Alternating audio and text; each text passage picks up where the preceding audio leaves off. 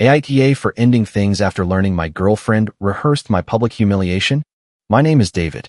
I'm 35, a man with a quiet apartment, a steady routine, and, until recently, a girlfriend named Emily who had somehow become part of almost every corner of my life.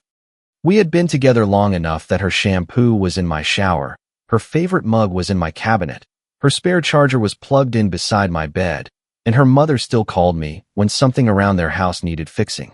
So when Emily stood in a room full of people and made me sound like some clingy guy who couldn't accept a breakup, it didn't just embarrass me. It made me realize I had been living in one relationship while she had been advertising another. The party was for Brooke, Emily's best friend, who had just gotten engaged and wanted everyone to know it. She had rented a small event space with folding tables covered in white cloth, trays of catered appetizers, little gold balloons, and a corner where everyone kept posing for pictures with champagne flutes they barely drank from. Phones were out all night. Every laugh seemed louder because someone was recording something for a story. I noticed something was off before we even left my apartment. Emily stood in front of the bathroom mirror adjusting one earring, her phone tucked in one hand, thumbs moving fast every few seconds. She looked beautiful, and normally I would have told her so. That night, I said it, and she barely looked at me. "Thanks," she said, then leaned closer to the mirror. I was putting on my jacket when she said, "Can you please not be weird tonight?" I paused. "Weird how?" She gave this tiny sigh, like I had already annoyed her. "Just don't hover. Brooke's friends are going to be there. I don't want you doing that thing." "What thing?" "That thing where you stand too close and make everyone feel like they can't talk to me." I stared at her for a second because I honestly had no idea what she meant. I wasn't the jealous guy at parties. If anything, I usually found a corner, talked to someone's dad about sports, and waited for Emily to decide when we were leaving. "Since when do I hover?" I asked. She grabbed her purse. "Don't start, David. Just be normal." That should have been my first warning that I was walking into a room where the story about me had already been written. When we arrived, Brooke hugged Emily first and squealed like they hadn't seen each other in years, even though they had gotten lunch 2 days before. Then she looked at me and said, "Oh, hey, David. You made it." Not, "Good to see you." Not, "Emily said you were coming." Just, "You made it." Like I had crashed the place after finding the address online. Emily didn't correct the tone. She just smiled and slipped her arm away from mine. For the first hour, I tried to tell myself I was being sensitive. Emily drifted from group to group, laughing, taking pictures, leaning into Brooke and a few other friends I mostly knew by name. Every time someone asked how she had been, she said things like, "Oh, just doing me," or "finally putting myself first," or "I'm in my independent era." I stood beside her once when Brooke raised her glass and said, "To Emily too, honestly. The way you've been thriving lately? Single looks good on you." A few people laughed. Emily laughed too. I looked at her, waiting for the correction. Something simple would have been enough. "I'm not single." Or, "David's literally standing right here." Or even just a squeeze of my hand. Instead, she took a sip of champagne and said, "I know, right?" That was the moment my stomach changed. Not dropped exactly. More like it tightened slowly, like my body knew before my mind wanted to admit it. A guy named Ryan, one of Brooke's fiance's friends, came over later with a plate of stuffed mushrooms and started joking with Emily. He was harmless at first. Then Brooke nudged Emily and said, "Okay, you two actually look cute together." Ryan laughed and raised both hands. "I mean, I'm not saying no." Emily looked straight at me for half a second, then turned back to them and smiled. I waited again. She said nothing. I set my glass down on the nearest table and leaned toward her. "Can I talk to you for a second?" Emily's smile stayed in place, but her eyes hardened. "About what?" "Just for a second." She rolled her eyes, not enough for the whole room to notice, but enough for me. "David, don't do this." "Do what?" "You're making this weird." The conversation around us dipped, just slightly. People can smell tension in a room faster than smoke. I kept my voice low. "Why are you letting people think you're single?" Emily laughed, but it wasn't a real laugh. It was sharp and meant for witnesses. "Oh my God," she said louder. "You are embarrassing yourself." Now people were looking. Brooke turned from the appetizer table. Someone near the balloon arch lowered their phone but didn't put it away. I said, still quiet, "I'm asking you a private question." Emily turned fully toward the room, like she had been waiting for a stage light. Private? You mean like how you keep acting like we're something we're not? I felt heat crawl up my neck. What are you talking about? I asked. She tilted her head. David, we haven't been serious for a while. The room went still. A few people glanced at me with that awkward little pity face people make when they think they are watching someone get dumped in real time. Emily lifted her champagne glass and gave this sad, fake smile. He just can't take a hint. That was it. That was the sentence. Years of grocery runs, family dinners, late-night pharmacy trips, rent discussions, car rides, birthdays, her crying into my shirt after fights with her mother, me paying the internet because she was short that month, me adding her to my phone plan because hers was a mess, me keeping her as an authorized user on my card because she was building credit. All of that got folded into one sentence in front of a room full of people. He just can't take a hint. For a second, I wanted to defend myself. I wanted to ask her why her overnight bag was still in my closet if we weren't serious. I wanted to ask why she had texted me that morning to remind me to pay for the household delivery subscription, since she was the one who needed detergent. I wanted to show everyone the Zelle requests she had ignored while posting independent queen captions over brunch photos. But I looked around the room and realized something important. She wanted me to explode. She wanted the version of me she had described to them to show up. If I raised my voice, if I begged, if I argued over details, all they would see was a desperate man making a scene at someone else's engagement party. So I nodded once. Then I'll stop acting like your boyfriend, I said. Emily blinked. For the first time all night, her face slipped. I picked up my jacket from the back of a chair, walked past Brooke's folding tables and gold balloons, and left without saying another word. Emily followed me as far as the hallway. Seriously, she hissed. You're leaving? I pressed the elevator button. You just made me look insane in there, she said. I looked at her. No, you made your status clear. Her mouth opened, then closed. Behind her, someone laughed too loudly, probably trying to restart the party. My phone buzzed before I even reached my car. Emily, you're so dramatic. Then another. Emily, don't punish me because you embarrassed yourself. Then one from Brooke's group chat. Brooke, well, that was awkward. Someone else added a skull emoji. I sat in the driver's seat with both hands on the steering wheel and didn't start the car right away. The parking lot was quiet except for a couple arguing near the entrance and the muffled bass from the party inside. My phone kept vibrating in the cup holder. I didn't answer. I drove home in silence. When I got inside, the apartment felt strange. Not empty exactly, because I lived there. But suddenly, everything that belonged to Emily looked louder. Her mug in the cabinet with the little chip on the handle. Her hair tie on the coffee table. Her oat milk in the fridge. The blanket she always stole from my couch folded over the armrest. I stood there for a minute, still wearing my jacket, and let the anger arrive slowly. I had loved Emily. That's the part people sometimes don't want to hear when a relationship ends badly. They want you to say the signs were obvious and the other person was always terrible. But Emily hadn't always been like this, or maybe she had hidden it better. When we first got together, she was funny in a way that made boring errands feel like a date. She would make up stories about strangers in line at the grocery store. She sent voice memos instead of texts because she said words looked too flat on a screen. She remembered small things, like which candy I liked at movie theaters and that I hated when people left cabinet doors open. She was not helpless. She was not some person I rescued. She had her own life, her own opinions, and a stubborn streak that used to make me laugh. When she had a rough month or fell behind, I didn't think of it as me carrying her. I thought it was what you did when you loved someone and believed the two of you were building something real. At first, the money stuff was simple. Can you cover internet this month? She asked once while we were eating takeout on my couch. I had that stupid car repair, and I'll send it next Friday. I covered it. She sent most of it back late. I didn't make a big deal. Then it was groceries. Then the phone add-on because her plan was overpriced and mine had a family discount. Then a streaming bundle because she used mine more than I did anyway. Then household deliveries. Then a storage unit she said she only needed for 2 months. Then an authorized user card for emergencies, which somehow started getting used for skincare, gas, birthday gifts for her friends, and a dress she needed for Brooke's engagement party. I never thought of it as keeping score. I thought relationships had seasons. Sometimes one person carried more. Sometimes the other did. The problem was that Emily started acting like my help was not help. It was either invisible or it was something she could use against me. If I sent a Venmo request, she ignored it for days. If I asked, "Can you send your half before Friday?" she would say, "Wow, are you keeping a spreadsheet on me now?" Once, at dinner, I said, "I just need us to talk about what's actually shared and what isn't." She put her fork down and stared at me.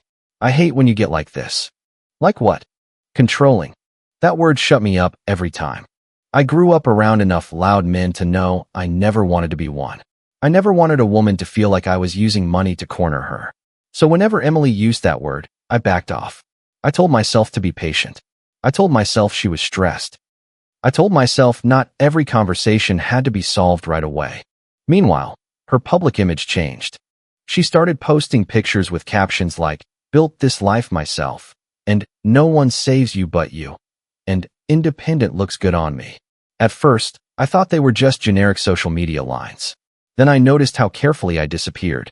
A picture from brunch where my hand was clearly on the table beside her plate got cropped. A weekend photo where we had gone to a farmer's market together became a solo shot with the caption, "Taking myself out because I deserve it." When I commented a heart under one of her posts, she deleted it. I asked about that. She was sitting at my kitchen island eating cereal from the mug she liked because she said bowls were too official. "Why did you delete my comment?" I asked. She didn't look up. "Because it looked weird." "A heart from your boyfriend looked weird." She tapped her spoon against the mug. "David." "What?" "You always make everything about labels." I laughed once because I thought she was joking. She wasn't. Then Brooke started acting strange around me. At a cookout, she said, "Oh, David, you're still around?" Like I was an old couch someone had forgotten to throw out. Another friend of Emily's asked me whether I was doing okay, with this gentle voice that made me feel like there was a diagnosis I hadn't heard about. When I asked Emily why Brooke thought I was barely in her life anymore, Emily snapped, "Because you act like everything is about you." Then Evan's name started appearing. I knew who Evan was. He was Emily's ex from before me. She had always described him as immature, charming in a useless way, the kind of guy who could make plans for a vacation but not remember to pay his phone bill. I never felt threatened by him because Emily talked about him like a lesson she had already learned. But then his name flashed on her phone one night while we were watching a show. "Evan, you still up?"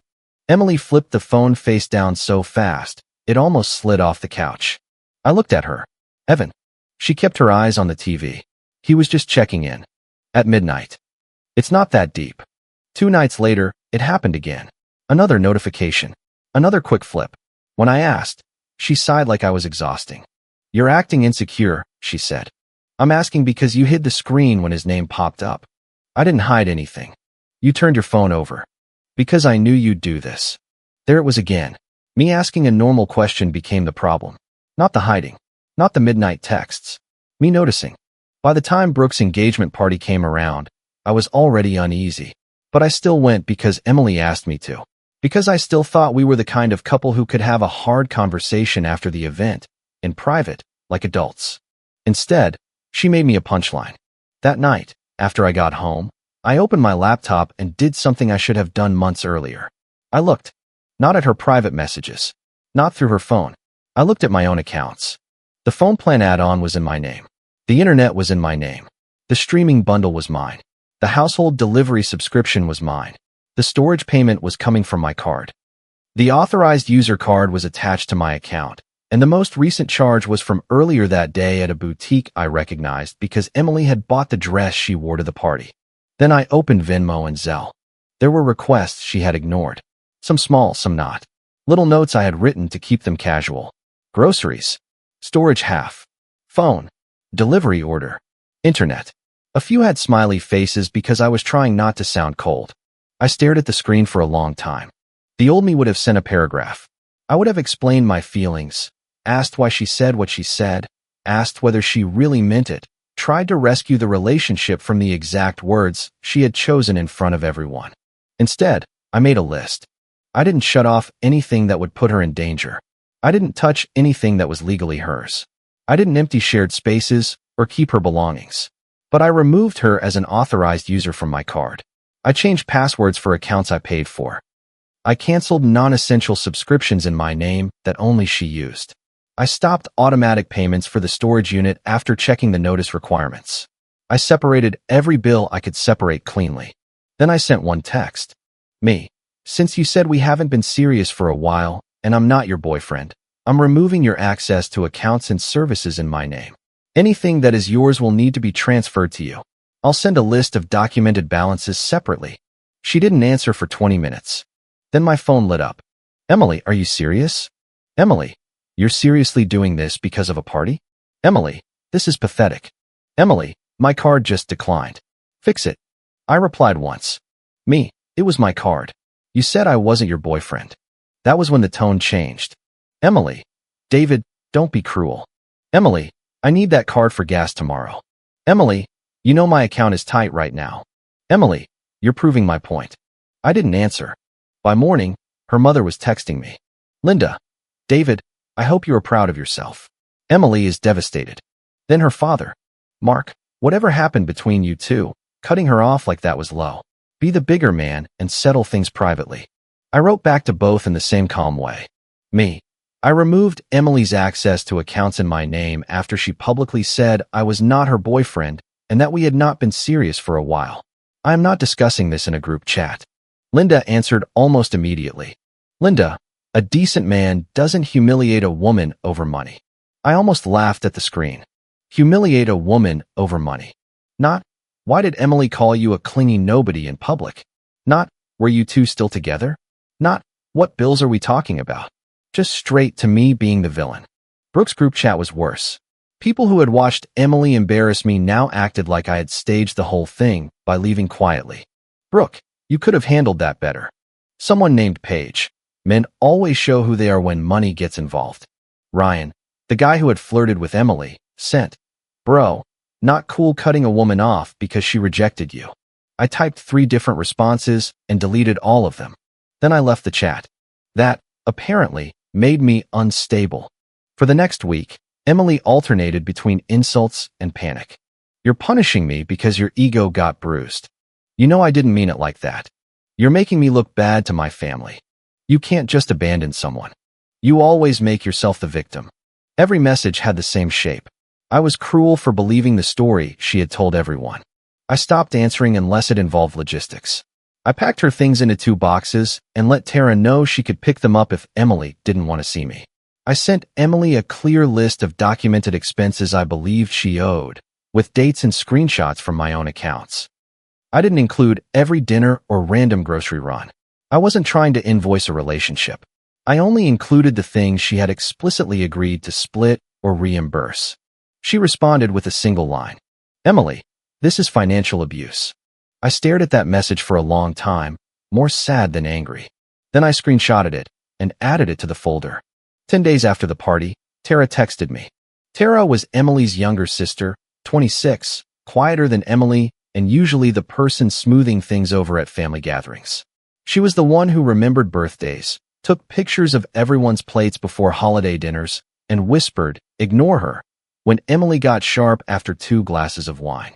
Her text came in at 8:14 on a Tuesday night. Tara, hey David. I know this is awkward. Can we meet somewhere public tomorrow? I need to show you something. I don't want to send it without explaining. I read it 3 times. Me, is Emily okay? Tara, she's okay. This is about what happened. I should have said something earlier. We met at a coffee shop the next afternoon. It was the kind of place with tiny tables, burnt coffee, and a pastry case full of muffins that all looked slightly tired. Tara sat in the back corner with both hands wrapped around a paper cup she hadn't touched. She looked nervous when I sat down. I'm not doing this to hurt her, she said before I even asked anything. I'm doing this because what she told everyone wasn't true. My chest tightened. What did she tell everyone? Tara looked down at her phone. Before the party, she was in a group chat with Brooke and a few friends. I'm in it because Brooke added me months ago for wedding stuff and never removed me. I muted it most of the time. After everything happened, I went back and read it. She slid her phone across the table. The screenshots were organized by date. The first one was from 3 days before the party. Emily, David is coming Saturday. He's been weird lately, so I might have to make it clear in front of people. Brooke, clear like what? Emily, that we're not serious. He acts like my boyfriend because he pays for stuff. Paige, does he know you're not serious? Emily, he knows enough. He just hears what he wants. Then another from the day of the party, sent less than an hour before we left my apartment. Emily, if he reacts, I'll make him look obsessed. He won't do anything if people are watching. Brooke, OMGM, don't be messy at my engagement party. Emily, relax. He folds when he feels guilty. He always does. I felt my jaw lock. Tara watched me carefully. There's more. She swiped. Emily, I just need a few more months without him getting weird about money. The card helps. The phone thing too. Paige, girl. Emily, what? He offered. And if he starts tracking stuff, I'll just say he's being controlling again. Then Evan's name appeared in another screenshot. Emily, Evan says he wants to see me when he's back. Brooke, are you actually doing that? Emily, I'm basically single. David is just around. Another one. Emily, I can't fully cut him off yet. Rent and bills are stupid right now, and he's useful when he's trying to prove he's a good guy. I pushed the phone back because for a second I couldn't look at it. The coffee shop sounded too loud. Espresso machine screaming. Chair legs scraping. Someone laughing near the counter. Normal life moving around a table where mine had just cracked open. Tara's eyes were wet. I'm sorry, she said. I should have told you before the party. Did your parents know? I asked. Not this part, she said. But Emily told Mom you were controlling money. She said you used bills to make her stay close to you. Mom believed her. I nodded slowly. That explained Linda's messages. Not excused them, but explained them. Tara said. She knew what she was going to say before you even got there. That sentence hit harder than the screenshots. Because public humiliation is one thing when it comes from anger. It's ugly, but people say terrible things when cornered. This had been planned. She had stood in my bathroom mirror, told me not to hover, texted her friends, worn the dress charged to my card, and walked into that party ready to turn me into a character. I asked Tara to send me the screenshots. She hesitated. Are you going to post them? No. Are you sure? I'm not trying to go viral, I said. I just don't want to be lied about anymore. She nodded and sent them. That night, I got organized. I saved every screenshot Tara had sent. I backed them up. I exported my payment records. I downloaded credit card statements. I made a timeline, not because I wanted to obsess over every detail, but because Emily had been counting on confusion. She had been counting on everyone remembering feelings instead of facts. I made a folder with sections. Texts where Emily called me her boyfriend when it benefited her. Texts where she asked me to pay or cover something. Venmo and Zelle requests. Card charges. Screenshots from Tara. Messages from Linda and Mark accusing me of financial abuse. I also paid for a brief consultation with an attorney. Not because I wanted to sue Emily into the ground, but because I wanted to know what was worth pursuing and what I should let go. The attorney was blunt. You can go after clear, documented debts, she said. Anything that looks like gifts, support, shared meals, gray areas, you'll spend more energy than it's worth. That helped me decide. I wasn't going to turn my pain into a full-time job. I prepared small claims paperwork only for the clearest debts, the ones attached to written promises. Everything else, I mentally labeled the cost of leaving. Painful, expensive, but clean. Then the family dinner invitation came. It came from Mark, not Emily. Mark, David, we need to clear the air. Come to dinner Sunday. No yelling. Just adults talking. I almost said no. Then Linda texted. Linda, Emily is willing to sit down even after what you did. I hope you can show the same maturity. There it was. The same upside-down story. I had no interest in winning Emily back. I didn't want apologies performed over pot roast. But I did want one thing. I wanted the people she had used as an audience to see the truth before I disappeared from their lives. So I agreed. Sunday dinner was at her parents' house. I had been there dozens of times. I knew which floorboard near the hallway squeaked. I knew Linda kept serving spoons in the second drawer, even though everyone checked the first drawer first. I knew Mark liked the end chair because it gave him a clear view of the TV in the next room. That night, the dining room felt like a courtroom pretending to be a family meal. Emily sat beside Linda, wearing a soft sweater and no makeup, which was rare for her at family dinners. She looked wounded in a way that felt rehearsed. Tara sat across from me, eyes down, barely touching her food. Linda started before everyone had even finished serving themselves. I just don't understand how it got this ugly, she said, looking at me like I had brought the ugliness in a covered dish. I folded my hands under the table. Neither do I.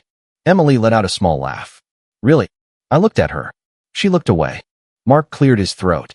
Whatever happened at that party, David, cutting off cards and accounts overnight was extreme. They were in my name, I said. Linda frowned. That's not the point. It's a pretty big part of the point. Emily's eyes flashed. See? This is what I mean. He makes everything about money. I stayed quiet. She kept going, encouraged by my silence. I tried to be gentle with him for months, she said. I didn't want to embarrass him, but he kept acting like we were more serious than we were. He wouldn't accept reality. Tara shifted in her chair. Linda reached over and rubbed Emily's arm. Maybe she finally got tired of you holding things over her head. I felt something in me go very still. Mark said, you're both adults. If there's money owed, handle it privately. But punishing her because she didn't want the same relationship anymore isn't right. Emily looked at me then, and I saw a flicker of triumph. Not much, just enough. She thought I had come to explain myself emotionally. I reached down, picked up the folder I had brought, and placed it on the table. I didn't come here to win her back, I said. I came because I'm done letting her lie about why I left. Emily's face changed. David, she said sharply. I opened the folder. Let's start simple, I said. I slid the first printed page toward Linda and Mark. It was a text from Emily from 6 weeks before the party. Emily, babe, can you cover storage today? I swear I'll send it Friday. Love you. Below it was the storage charge from my account and the ignored Zelle request from that Friday. Another page. Emily, can you add the phone thing to your plan? It makes more sense if we're building together anyway. Another. Emily, my mom asked if you can come early Sunday and help Dad move the old cabinet. I told her my boyfriend is useful for once LOL. Linda read silently. Her mouth tightened. Mark picked up the page with the phone plan. Emily said, those are out of context. I nodded. Then let's add context. I slid over the card statement showing charges she had made the week of the party. Gas. A salon. The boutique where she bought the dress. A brunch place she had posted from with the caption, no one takes care of me but me. Then I placed the screenshots from Tara's group chat in front of them. Emily stood halfway out of her chair. Where did you get those? Tara closed her eyes. Linda looked from Emily to Tara. Tara. Tara's voice was quiet but clear. They're real. Emily snapped. You had no right. Tara looked up then. No, Em. You had no right to make him look crazy when you knew what you were doing. The room went silent except for the low hum of the refrigerator in the kitchen. Mark picked up the page with the message from the day of the party. Emily, if he reacts, I'll make him look obsessed. He read it twice. Then he looked at Emily. Did you write this? Emily's face had gone pale, but she recovered fast. It was a joke. I slid another page forward. Emily, he folds when he feels guilty. He always does. Mark didn't speak. Linda's hand moved away from Emily's arm. Emily started crying, but there were no tears yet. You're all acting like I'm some monster. I was confused. David can be intense. He makes you feel like you owe him. I looked at Linda. I asked for bills she agreed to split. I removed her from my card after she told a room full of people I wasn't her boyfriend. Emily pointed at me. Because you were acting like one when I needed space. You called me your boyfriend when you needed money, I said. You called me clingy when people were watching. Her phone buzzed on the table. Everyone looked down. She grabbed it too quickly and flipped it over, but not before I saw the name. Evan. The timing was almost cruel. Mark saw it too. His face hardened. Is that him? He asked. Emily said, it's not what you think. Tara whispered, it's exactly what you think. Linda looked smaller all of a sudden. Not kind, not apologetic yet, just shaken. Like someone had pulled a rug out from under her, and she was angry at the floor for moving. She picked up the page where Emily had written, I'm basically single. David is just around. Emily, Linda said. Her voice cracked on the name. Emily looked at her mother, desperate now. Mom, I was venting. Mark's voice was low. Were you letting him pay while telling us he was controlling you? Emily didn't answer. That answer was enough. I gathered the pages slowly, leaving copies on the table. This was not a breakup, I said. This was a performance with my wallet backstage. No one said anything. I stood up. Linda finally looked at me. David. I waited. She opened her mouth, but nothing useful came out. I'm not here for an apology tonight, I said. I'm here so when I leave, Everyone understands why. Emily wiped under her eyes. Now there were tears. You're really going to do this? She asked. I already did. I walked out of that house for the last time. The fallout was not dramatic in the way people online seem to want. Nobody fainted. Nobody got arrested. Nobody's life exploded overnight. But things changed. Linda stopped texting me accusations. 2 days later, she sent one message. Linda, I should have asked more questions before blaming you. I'm sorry. I didn't respond, but I didn't delete it either. Mark sent a shorter one. Mark, I saw enough. Do what you need to do legally. Tara picked up the rest of Emily's things from my apartment the following week. She apologized again at the door, standing there with her car keys wrapped around her finger. You didn't know me this, I told her. I kind of did, she said. Not because of you. Because I don't want to become someone who watches people get lied about and calls it family loyalty. Brooke distanced herself from Emily after the screenshots spread privately through their little circle. Not because Brooke suddenly became noble, from what I could tell, but because she didn't want her engagement party remembered as the night Emily staged a humiliation. Her fiancé apparently wasn't thrilled about his celebration turning into a public breakup trap either. Evan backed away too. I only know because Emily told me in one of her last voicemails. He says I lied to him, she cried. He says he doesn't want drama. I almost admired the irony. Evan, the man she had called while calling herself basically single, didn't want to be part of the mess once he realized she had been keeping me around financially. The small claims paperwork was boring, which was exactly what I wanted. Dates, amounts, screenshots, clear debts only. No speeches, no revenge fantasy, no emotional damages.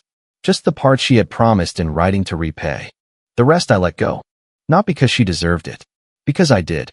I deserved not to spend the next year calculating every latte, every dinner, every tank of gas, every little moment where generosity had been mistaken for permission to use me. Emily called me late one night about 3 weeks after the dinner. I almost didn't answer. Then I did, mostly because I wanted to know if there was any final logistical mess waiting for me. Her voice was soft. David. I stood in my kitchen, the same kitchen where her mug used to sit in my cabinet. I had already packed it in Tara's box. The shelf looked strangely clean without it. What do you need? I asked. She sniffed. Can you not talk to me like I'm some stranger? I looked at the dark window over the sink. What do you need, Emily? She was quiet for a few seconds. I didn't mean for it to go that far, she said. I closed my eyes. There were so many things I could have said. I could have reminded her of every message, every lie, every time she made me feel guilty for noticing what was happening. I could have asked whether she missed me or just missed access. I could have asked if she was sorry for hurting me or sorry that people knew. Instead, I kept it simple. Yes, you did, I said. She started crying harder. No, I was scared. I was confused. You know I didn't mean it like that. The problem wasn't one ugly sentence at a party, I said. The problem was months of using me privately while erasing me publicly. That's not fair. It's exactly fair. You're acting like I never cared about you. I breathed out slowly. Maybe you did. But you cared more about looking independent than being honest. You cared more about keeping me useful than treating me like a partner. She whispered, I miss you. I felt that one. I hated that I felt it. Because I missed parts of her too. I missed the woman who made grocery store jokes and left cabinet doors open and sent voice memos about nothing. I missed Sunday mornings when she would steal my coffee and claim mine tasted better even though it came from the same pot. I missed who I thought we were. But missing someone is not a reason to hand them the knife again. You don't miss me enough to tell the truth when it costs you something, I said. She went quiet. Then she said, so that's it? That's it. After we hung up, I sent one final text. Me, you told everyone I wasn't your boyfriend. I finally believed you. Then I blocked her. For a few days, the silence felt strange.